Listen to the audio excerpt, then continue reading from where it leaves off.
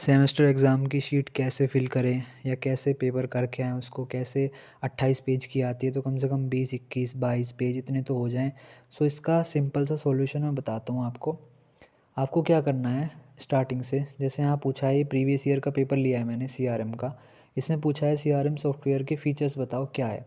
सो आप क्या करो यहाँ पर, अब आपको ये फीचर्स लिख दोगे आप, एक पेज में ख़त्म हो जाएगा। अब आप यहाँ पर क्या कर सकते हो, सीआरएम सॉफ्टवेयर होता क्या है, कहाँ यूज़ होता है, और छोटी मोटी चीज़ें लिख दो कि क्या बेनिफिट है वगैरह वगैरह। उसके बाद आप क्या करो, अगले पेज पे फीचर्स लिख दो। ठीक है।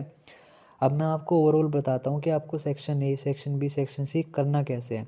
सेक्शन ए, पहला आपने पेज खोला, हेडिंग डाली सेक्शन ए, 2 लाइन्स में बड़ी सी हेडिंग आपने डाल दी सेक्शन ए की। उसके बाद आपको क्या करना है, सेक्शन ए का जो पहला क्वेश्चन आप करोगे, ठीक है, वो क्वेश्चन लिख देना, ब्लैक पेन से क्वेश्चन भी लिख देना। ठीक है। उसके बाद क्या करना, आंसर, और हमेशा लाइन छोड़ के लिखना। ठीक है, लाइन छोड़ छोड़ के, मतलब कि पॉइंट्स के बीच में लाइन छोड़ना। ठीक है, एक पूरा आंसर लिख रहे हो उसके बीच में नहीं, पॉइंट्स के बीच में। ठीक है। उसके बाद आपको क्या करना है, सीआरएम सॉफ्टवेयर होता क्या है ये बता देना है, 2-3 पॉइंट में कहाँ यूज़ होता है ये सब बता देना है। और उसके बाद फीचर्स बता देने हैं, और फीचर्स को, जो आपकी हेडिंग है फीचर्स की, उसको अंडरलाइन कर देना है, सीआरएम सॉफ्टवेयर फीचर। ठीक है। उसके बाद ये हो गया। और आपको कोशिश हमेशा यही रखनी है कि जो आपके 3 मार्क्स के क्वेश्चन आते हैं, 5 क्वेश्चन होते हैं 3 मार्क्स के, वो आपको 2 पेज में लिख के आने हैं, कोशिश यही रखनी है। ठीक है। आप अगर कम पढ़ के गए हो तो आप क्या कर सकते हो, कुछ क्वेश्चंस तो छोटे पूछे गए हैं तो कोशिश करो कि 1 से 1.5 पेज में हो जाए। और कुछ क्वेश्चंस जो जिनमें कुछ आप ज़्यादा जानते हो या ज़्यादा लिख सकते हो, उसमें कम से कम 2 पेज तो आप लिख के आओ। ठीक है। सेक्शन है, आप ऐसे कर सकते हो। अच्छी हैंडराइटिंग, नीट एंड क्लीन होनी चाहिए। हेडिंग अंडरलाइन सिर्फ उनको करना जो क्वेश्चन में पूछा है। जैसे कि मैंने बताया सीआरएम सॉफ्टवेयर होता क्या है, ये नहीं पूछा है, इसको अंडरलाइन मत करना। सीआरएम सॉफ्टवेयर फीचर्स को, इस हेडिंग को अंडरलाइन करना। ठीक है। यहाँ आपका सेक्शन ए ख़त्म हो गया। ठीक है। और सेक्शन ए कोशिश करना कि 10 पेज में हो। 10 पेज में अगर हो गया है तो बहुत अच्छी बात है, और अब अगर 6-7 पेज में, 8 पेज में भी हो रहा है तो कोई दिक्कत की बात नहीं है। उसके बाद सेक्शन बी पे आते हैं। सेक्शन बी में 3 क्वेश्चन आएंगे, 2 करने होते हैं। ठीक है। 7.5 मार्क्स के होते हैं, इनको कोशिश करना 3 पेज में लिख के आना। ठीक है। जैसा मैंने पिछली पिछली टेक्निक बताई सेक्शन ए में, कि जो क्वेश्चन में पूछा है उसको अंडरलाइन करना सिर्फ। ठीक है। और जो कुछ एक्स्ट्रा आप अपनी तरफ से लिखते हो, कुछ एक्स्ट्रा डेफिनेशन या कुछ एक्स्ट्रा चीज़ें लिखते हो, उनको मत करना, सिर्फ जो क्वेश्चन में पूछा है उसको अंडरलाइन करना। ठीक है।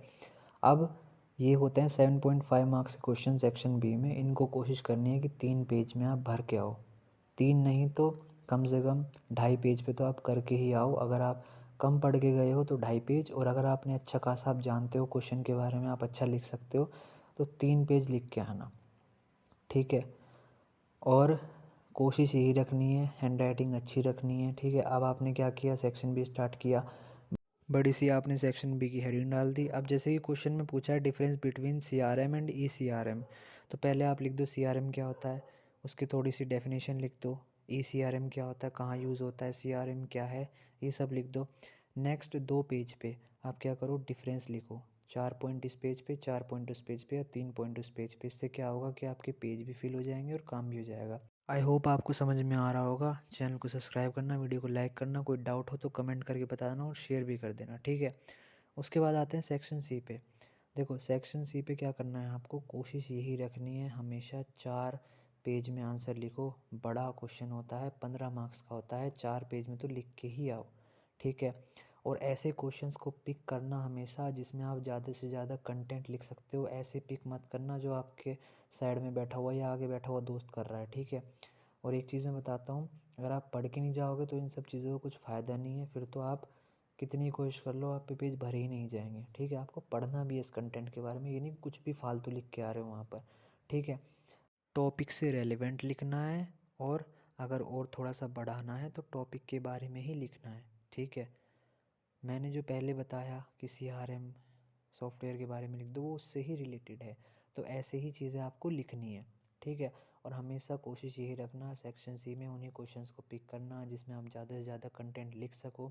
अब मैं गेस करता हूँ कि आप अच्छा खासा पढ़ के गए हो और आपको पेपर आता है। ठीक है।